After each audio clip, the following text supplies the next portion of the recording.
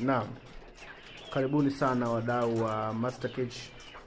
Leo tunawaletea cage hizi hapa zinazoingiza kuku 350.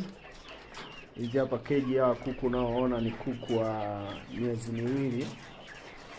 Hawa hapa tunashauri watu utengeneze cage, waweke kuku akiwa na umri wa miezi miwili, kwa sababu ni umri wa kuku akiwa kwenye hatua ya ukuaji. Hawa hapa kuku ukiwa unaona akiwa kwenye cage, kitu cha kwanza unachopata ni mfumo wa maji. Wanakunywa maji ambayo safi na salama.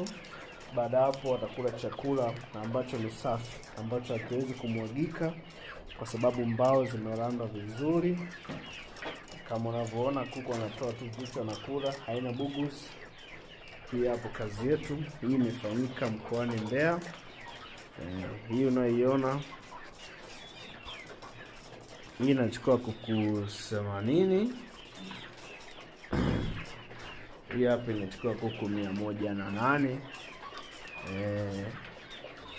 Huu mfumo wa maji unatembea, kuku wengine wapo huku. Kama mnavyoona keji yetu kamilika. Hii sehemu ya kuokotea mayai kubwa kabisa hapo kwa juu ipo hapo, bila kusahau kuna keji nyingine huko ya mfumo wa H type ya kuvuta uchafu kwenye simboard. Unavuta unaanzisha. Pia kitu cha mwisho kabisa, kazi yetu hii hapo. Ona mfugaji ameamua mtoe mpangaji aweke kuku. Asanteni sana. Naam, karibuni sana wadau wa Master Cage. Leo tunawaletea cage hizi hapa zinazoingiza kuku 350.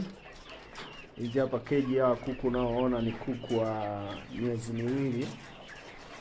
Hawa hapa tunashauri watu utengeneze cage, waweke kuku akiwa na umri wa miezi miwili, kwa sababu ni umri wa kuku akiwa kwenye hatua ya ukuaji. Hawa hapa kuku ukiwa unaona akiwa kwenye cage, kitu cha kwanza unachopata ni mfumo wa maji. Wanakunywa maji ambayo safi na salama.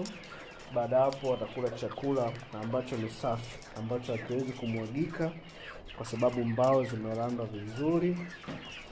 Kama unavyoona kuku anatoa tu vitu anakula, haina bugus. Hii hapo kazi yetu hii imefanyika mkoani Mbeya. Hii unayoiona hii inachukua kuku 80. Hii hapa inachukua kuku 108.